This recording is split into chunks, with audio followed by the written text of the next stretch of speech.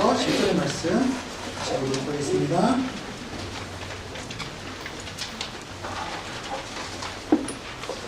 히브리서 4장 1절에서 10절의 말씀 저와 여러분이 한 절씩 교독하겠습니다. 오늘은 저희가 매월 첫째 주는 클래식 예배를 드립니다. 그래서 저희들이 자막을 띄우지 않고요, 성경을 찾아서 이 예배를 드리게 됩니다. 같이 교독하시겠습니다. 그러므로 우리는 두려워할지니 그의 안식에 들어갈 약속이 남아있을지라도 너희 중에 혹 이르지 못할 자가 있을까 함이라. 그들과 같이 우리도 모든 자만을 감사하리라. 그들과 같이 그들에게 이룩하지 못한 것은 믿는 자가 믿음과 별주시지 아니하리라. 이미 믿는 우리들은 저 안식에 들어가는도다. 그가 말씀하신 바와 같으니 내가 노하여 맹세한 바와 같이 그들이 내 안식에 들어오지 못하리라 하셨다 하였으나 세상을 창조할 때부터 그 일이 이루어졌느니라. 제7일에 하나님은 너희를 열리셨으되 하나님은 제7일에 그 모든 일을 주셨다 하였으며 또다시 거기에 그들이 내 안식에 들어오지 못하리라 하였으니 너는 거기에 들어갈 자들이 많아있거니와 온 하나님을 먼저 받은 자들은 순종하지 아니하고 말미암아 들어가지 못하였으므로 오랜 후에 다윗의 글에 다시 어느 날을 정하여 오늘이라고 미리 이같이 일렀으되 오늘 너희가 그의 음성을 듣거든 너희 마음을 완고하게 하지 말라 하였나니 만일 여호와가 그들에게 안식을 주었다면 그들에게 다른 날을 말씀하지 아니하셨으리라. 9절과 10절 우리가 한 목소리를 같이 읽겠습니다. 그런지 안식하리라. 하나님의 백성에게 나아가다 이미 그의 안식에 들어간 자는 하나님이 자기의 일을 주신 것 같이 그도 자기의 일을 주시느니라. 아멘. 네, 이 시간에 우리가 몇 가지 기도 제목 놓고 설교 듣기 전에 함께 중보하며 기도하겠습니다. 첫 번째는 우리 나라와 민족을 위해서 계속 기도하겠습니다. 국내적으로 어려운 환경 가운데 또 북미 간의 이제 핵에 대한 협상과 또 국내적으로는 경제적으로 여러 가지로 어려운 상황 가운데서 하나님 대한민국 가운데 우리의 민족 가운데 하나님께서 하나님 통일의 역사를 허락하여 주시고 또 우리 민족이 주님 앞에 온전히 설 수 있도록 인도하여 주시옵소서. 두 번째 기도 제목은 인도네시아에서 이제 쓰나미가 일어나서 수많은 사람들이 목숨을 잃었습니다. 그 땅 가운데 하나님의 위로와 또 하나님의 긍휼과 하나님의 구원과 또한 구조의 손길들이 계속적으로 이어지게 하여 주시고 그 땅의 아픔들을 위로하여 주시옵소서. 세 번째로는 우리 성도님들을 위해서 특별히 아픈 자들을 위해서 이 시간에 기도하겠습니다. 우리 특별히 박양숙 집사님을 위해서 우리가 기억하며 계속 기도하고 있는데 특별히 이제 다음 주부터 2차 항암 치료를 시작합니다. 하나님께서 은총을 베푸시고 함께하여 주시옵소서. 이 시간 우리가 한 목소리로 같이 한번 기도하겠습니다. 살아계신 하나님 감사합니다. 하나님 나라와 민족을 위하여 이 시간에 저희들이 함께 기도합니다. 하나님 아버지 대한민국이 하나님 아버지 이 세상 가운데 하나님 축복의 통로가 되는 민족이 되게 하여 주시옵시고 하나님 아버지 국내외적으로 하나님 어려운 일들을 우리가 헤쳐갈 때 하나님께서 주시는 지혜와 힘과 능력으로 우리 미정자들에게 하나님 아버지 지도자들에게 힘을 주시고 하나님 아버지 이 땅 가운데 하나님 정말 진정한 하나님의 하나님 아버지 풍광과 하나님 아버지 주님께서 허락하시는 진정한 하나님 안에서의 하나님 번영과 하나님 축복을 저희들이 이루며 살아가는 대한민국이 되게 인도하여 주시옵소서. 아버지 인도네시아 땅을 위로하여 주시고 하나님 아버지 목숨을 잃은 수많은 자들의 가족들을 위로하여 주시고 아버지 하나님 함께하여 주시옵소서. 하나님 아버지 저희들 가운데 우리 성도님들 가운데 연약하고 육신의 질병 가운데 고통당하는 자들을 위해서 기도합니다. 아버지 하나님 위로하여 주시고 축복하여 주시고 치료하여 주시고 특별히 우리 박양수 집사님을 위해서 기도하오니 아버지 하나님 함께 하셔서 아버지 여종에게 안수하시고 하나님 함께 하셔서 하나님 아버지 회복의 역사를 허락하여 주시고 아버지 하나님 도와여 주시옵소서.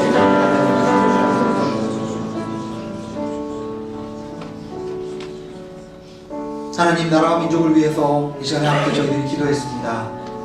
대한민국의 주인은 하나님이십니다. 하나님 민족을 이끌어가시는 분도 하나님이시며 역사의 주관자도 주님이십니다. 하나님 국내적으로 하나님 여러가지 도전과 어려움에 직면하고 있는 대한민국을 지켜주시고 아버지 하나님 함께하여 주시옵소서. 하나님 수많은 목숨이 이번 주에 쓰나미로 인해서 인도네시아 땅 가운데 참으로 안타까운 소식들을 저희가 듣고 있습니다. 하나님 그 땅을 위로하여 주시고 하나님 도움과 구조와 하나님 구원의 손길을 그들이 경험할 수 있게 도와주시옵소서.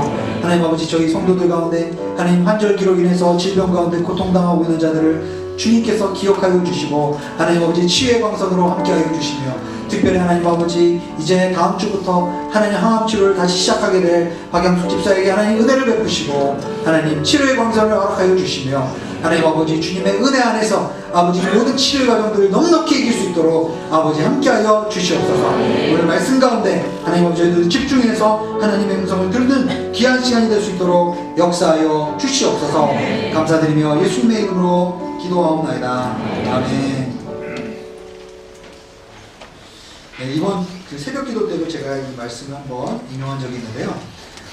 뉴욕타임즈의 어떤 칼럼니스트가 쓴 칼럼을 어떤 한국분이 이제 번역해서 게재하면서 제가 읽은 적이 있습니다. 이 칼럼니스트는 뉴욕에서 태어났습니다. 그런데 원래 태생은 원래 민족적 배경은 유대인이었습니다. 엄청난 경쟁과 스트레스, 특별히 뉴욕의 도시 가운데서 굉장히 힘든 그러한 시간들을 계속 보냈습니다. 그러다가 이제 나이가 돼서 이제 성공을 어느 정도 할 수 있었어요. 골프도 칠 수 있고 나름대로 레저도 즐길 수 있는 그러한 단계까지 갔습니다.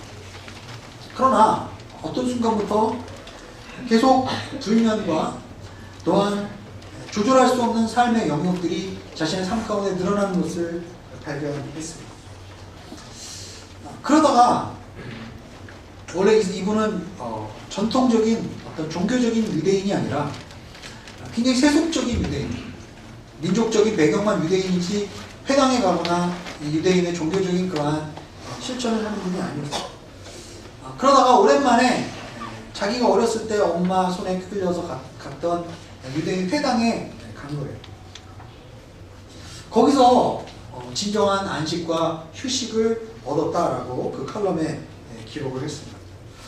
자신의 조상들이 왜 그토록 일주일에 한 번 이 안식일을 정해서 억지로라도 쉬게 했는지, 그리고 그 회당에 가서 이 랍비의 성경 말씀을 들으면서 과거에 우리 조상들에게 하셨던 하나님의 말씀을 듣고 그리고 잠시 내가 내 일을 접어두고 하나님의 말씀을 생각하는 것이 얼마나 중요한 것인지를 이제 기록을 한 거예요. 그가 왜 그 회당에서 안식을 가졌는가, 그것을 칼럼에다가 이렇게 기록했습니다. 내가 그동안에 계속적으로 세상 속에서 이기기 위해서, 성공하기 위해서, 성취하기 위해서, 뭔가 나를 다른 사람들 앞에서 나는 가치 있고 나는 쓸모 있는 사람이라는 것을 증명해 보이기 위해서 지금까지 계속 달려왔다. 그런데 어느 날 회당에 가서 내 조상들의 과거의 이야기들을 들으면서 내가 어떠한 존재이며 어떠한 뿌리에서 내가 왔는지를 듣고, 그리고 내가 이 인생에서 이루고자 하는 그 일보다 나는 훨씬 더 중요한 존재구나. 내가 이루고자 했던 그 무엇보다도 나에게 있어서 내 인생에서 더 중요한 것이 있구나 라는 것을 그가 깨달았다고 합니다. 여러분, 우리 인생 가운데 정말 우리가 뭔가를 노력해서 성공하고 성취함을 통해서 우리가 진정한 만족과 기쁨을 누릴 수 있다면 얼마나 좋겠어요. 그러나 성경에서는 이 칼럼니스트가 사실은 기독교를 믿는 사람이 아닙니다. 그럼에도 불구하고 우리가 누구인가, 우리가 공동체 가운데서, 그리고 나는 어느 뿌리에서 왔고 나는 정말 어떠한 사람인지를 내가 발견하는 그 순간 그에게 있어서 쉼과 안식이 찾아왔다는 그 글을 통해서 우리는 배우는 점이 굉장히 많다고 생각을 합니다.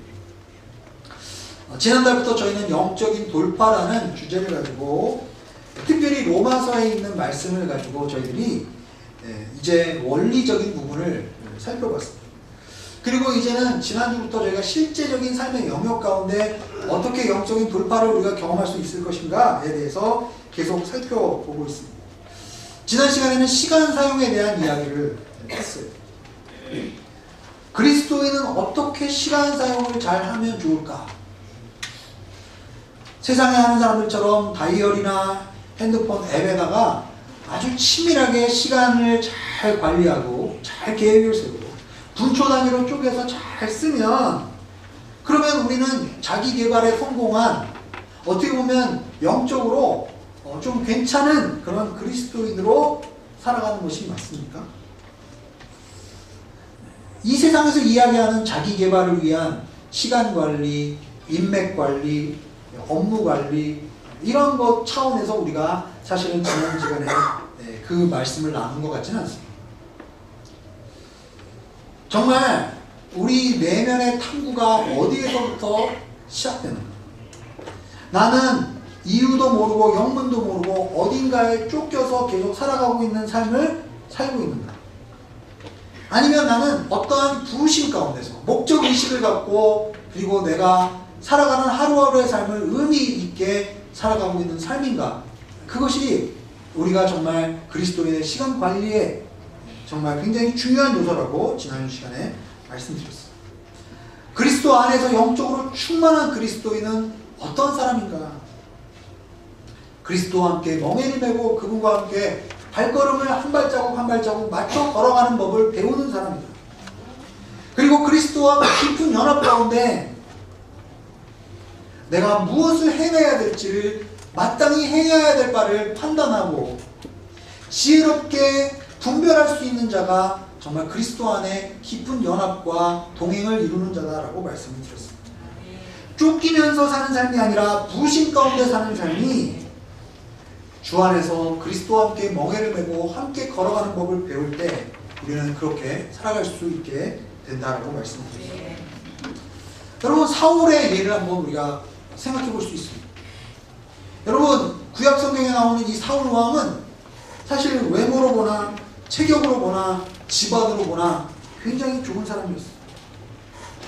사람을 만날 때 사람을 끌어들이는 카리스마와 매력이 넘치는 그러한 사람이었어요. 어떻게 보면 그러한 겉으로 드러나는 그의 외모적인 그러한 매력과 끌림 때문에 사실 주님과의 관계를, 그 내면에 있는 주님과의 관계를 개발할 필요도 사실은 느끼지 못했을 수도 있습니다. 왜냐하면 사람들이 사울의 겉모습만을 보고 그의 카리스마만을 보고도 그에게 그를 리더로 인정하고 그를 따라올 수 있었기 때문입니다. 그는 이스라엘의 왕이 되었습니다. 그리고 너는 너무 빠른 나이에 빠른 성공을 경험했어요. 그렇기 때문에 주님 안에서 자신이 얼마나 부족하고 자신에게 있는 한계점을 인식하지 못한 채 살았는지도 모르겠습니다.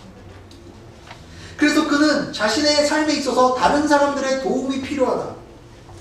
하나님과의 관계가 좀 더 깊어져야 한다.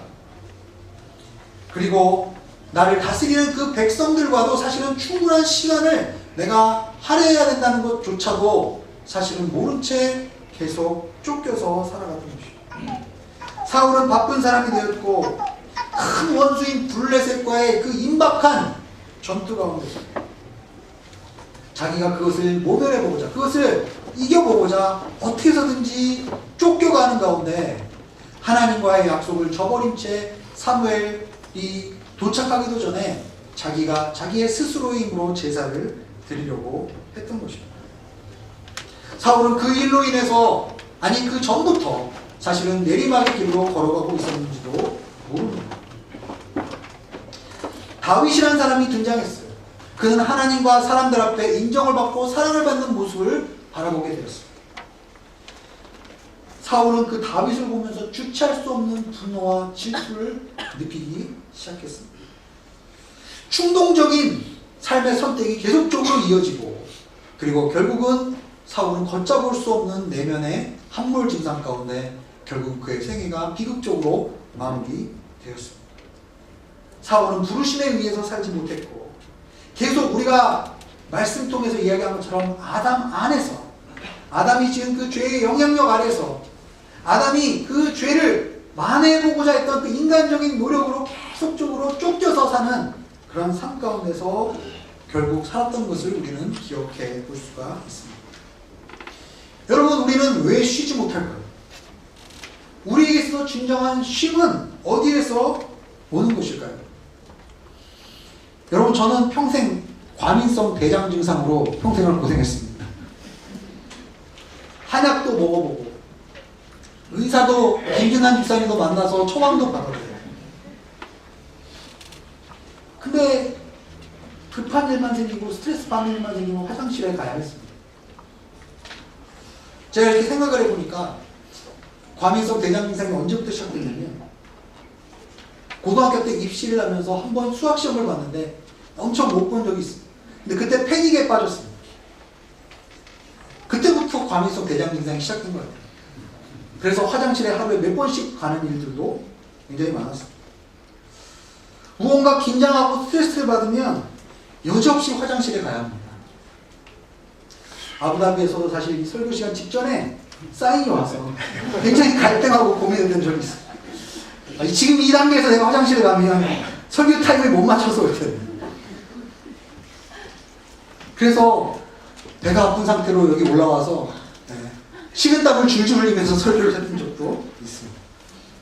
여러분, 오늘은 괜찮습니다. 편안합니다. 걱정하지 마십시오. 여러분, 이 설사를 오래 하는 사람들은 굉장히 몸에 힘이 빠지고 힘듭니다. 아무리 누워있어도 사실 몸이 편치 않은 때가 있어요. 어떤 분들은 굉장히 오랜 기간 동안의 위염에 시달려서 속쓰림 현상, 위염, 이렇게 그러한 병을 가지고 있는 분들도 있습니다. 물론 이게 어떻게 보면 우리의 신체적인 그러한 병의 문제일 수도 있어요. 그러나 어떤 면에서는 이게 심리적인 어떤 우리 내면의 문제일 수도 있어요. 여러분, 마음이 편치 않으면 몸도 불편한 거예요. 여러분, 몸이 힘들면, 마음이 불편하면 잠도 잘 오지 않습니다. 여러분, 진짜 우리의 삶에서 쉼은 어디에서 오는 것일까? 오늘 본문인 히브리서에서는 우리가 주 안에서 안식에 들어간다라는 표현을 씁니다. 우리가 주 안에서 안식할 수 있는 것은 구약의 이스라엘 백성이 광야에서 40년 동안 헤매고 다니다가 이제 약속의 땅에 들어가는 것과 우리가 안식에 들어가는 것을 대비시켜서 설명하고 있습니다. 이스라엘 백성은 불신앙과 불순종으로 40년 동안 광야에서 떠돌아다녔습니다. 그리고 결국 그들은 약속의 그 중에 일부는, 그 첫 세대들은 몇 명을 제외하고는 약속의 땅에 들어갈 수 없었습니다. 히브리서 기자는 약속의 땅에 들어가는 것을 안식에 들어가는 것과 연결해서 지금 설명하고 있는 것이죠.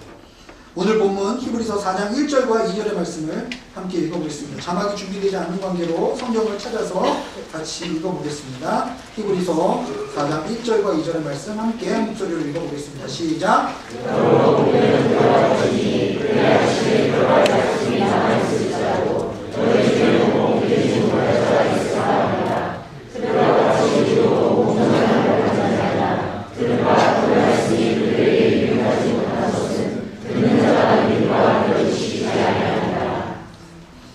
분명히 안식에 들어갈 수 있을 것이다. 약속의 땅에 들어갈 수 있을 것이라고 약속이 하나님의 백성들에게 주어졌어요.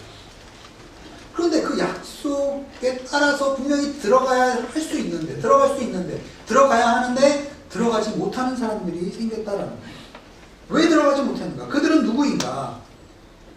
그 약속의 땅에 들어가지 못한 자들은 그들이 들은 말씀과 믿음을 결합시키지 못했기 때문이라고 말하고 있습니다. 쉽게 얘기하면 믿음이 없으면 안식을 할 수가 없다. 우리의 삶에서 믿음과 안식은 분명히 관련성이 있다라고 지금 말씀하고 있는 것이죠. 우리는 지난 몇 주 동안에 두 가지 큰 병을 담아놓고 거기다 공을 집어넣었어. 우리는 아담 안에 있었습니다. 아담이 가지고 있던 모든 죄의 영향력들을 우리는 아담 안에서 우리 모두가 범죄하면서 그 아담이 지었던 모든 죄의 영향력들이 우리의 삶에 계속적으로 적용이 되었습니다. 우리는 그것을 우리의 힘과 노력으로 만회해 보려고 노력합니다. 그런데 노력하면 노력할수록 더욱더 우리는 노예가 되고 더욱더 힘들어진다고 말씀드렸습니다. 그것이 율법 아래서 사는 삶, 그것이 끊임없이 내 안에서 뭔가 나의 실수와 나의 잘못과 나의 부족함들을 만회해보고자 하는 그러한 심리라고 말했습니다. 그러면 우리가 거기서 나올 수 있는 방법은 무엇입니까? 오직 그리스도를 믿음으로, 그리스도와 연합해 세례를 받음으로, 어디에 우리가 적셔진다고 그랬죠. 우리가 그 안으로 들어감으로, 그리스도와 함께 그리스도 안에서 그 믿음으로 인한 주님과의 연합을 통해서 우리는 주님께서 주시는 진정한 안식 가운데 들어가게 될 줄로 믿습니다. 여러분, 정신과에 가서 이제 심리 상담을 받으면 여러 가지 이 상담 치료를 받으면서 치유들이 일어납니다. 상담을 하는 의사와 상담을 받는 그 상담받는 부모가 사실은 정신분석에서 사실 살펴보면 이 경청과 대화가 굉장히 중요하다고 얘기해요. 사람에게서 받은 상처는 사람을 통해서 치유할 수 있다라는 게 그들의 생각이죠. 어렸을 적에 아버지에 대한 상처 때문에 마음속에 분노가 계속적으로 남아있는 사람. 그런데 이 분노가 해결되지 못해서 어른이 돼서도 계속 억눌러져 있는 그 분노가 내 안에 계속적으로 살아있는 사람. 그런 사람이 어떻게 치유를 받을 수 있을 것인가?